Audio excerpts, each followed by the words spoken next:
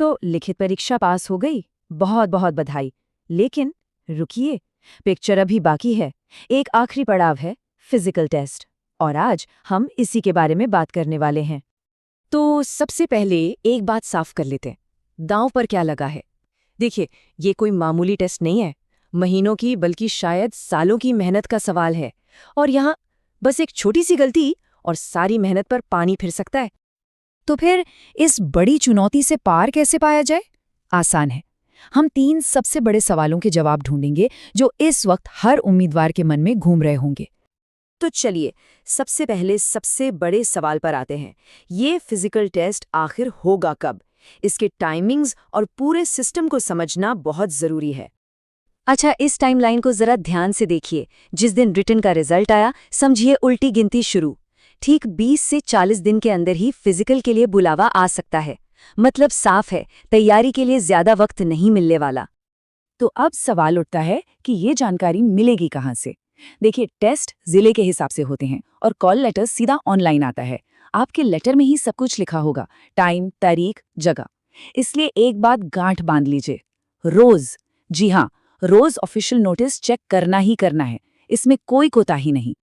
ठीक है, टाइमिंग का तो पता चल गया। अब आते हैं असली मुद्दे पर। इस फिजिकल टेस्ट में आखिर होता क्या क्या है? चलिए, इस चुनौती को परत दर परत समझते हैं। तो कुल मिलाकर 4 स्टेज होते हैं: दौड़, लंबी कूद, ऊंची कूद और आखिर में नापतौल।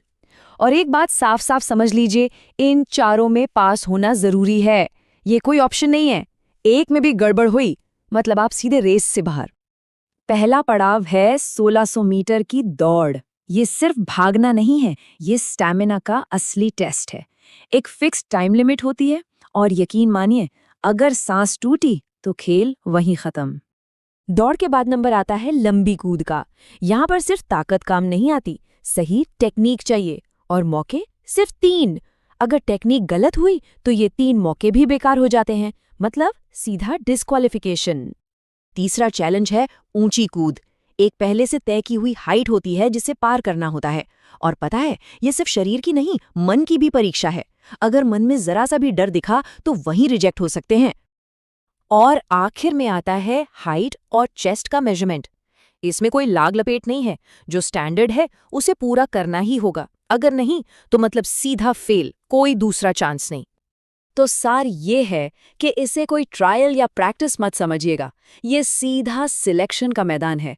हर इवेंट फाइनल है, कोई रीटेक नहीं, कोई दूसरा मौका नहीं। तो अब जब ये पता चल गया है कि मैदान में क्या क्या होने वाला है, तो सबसे बड़ा सवाल ये है कि इसे पास कैसे करें। चलिए, अब बात करते हैं जीतने की स्ट्रैटेजी पर। एक बात दिमाग में बिल्कुल साफ रखिए, फिजिकल टेस्ट सिर्फ ताकत से नहीं बल्कि स्मार्ट तैयारी से पास किया जाता है। अक्लमंदी से की गई तैयारी ही काम आती है। तो ये स्मार्ट तैयारी है क्या? देखिए, कुछ बेसिक नियम है। पहला, रोज सुबह दौड़ना ही दौड़ना है। दूसरा, जंप की प्रैक्टिस सही जूतों के साथ करें, ये बहुत जरूरी है। तीसरा, टेस्ट से ठीक 2 दिन पहले बॉडी को आराम दें, ओवर ट्रेनिंग बिल्कुल नहीं। और हाँ, पेट हल्का और दिमाग ठंडा रखना है। मैदान में पैनिक हुए तो सब गड़बड़ हो जाएगा। तो आखिर में बात आकर रुकती है 2 रास्तों पर, और चुनाव वो तो हर किसी को खुद ही करना होता है। या तो ये सोचकर बैठ जाएं कि अरे रिटन तो पास कर लिया, फिजिकल भी हो ही जाएगा, और फिर सिलेक्शन का सपना बस सपना ही रह जाएगा। या फिर दूसरा रास्ता है कि आज से अभी से तैयारी में जुट जाएं, और अगर ऐसा कर लिया तो यकीन मानिए फिर कोई ताकत रोक नहीं सकती।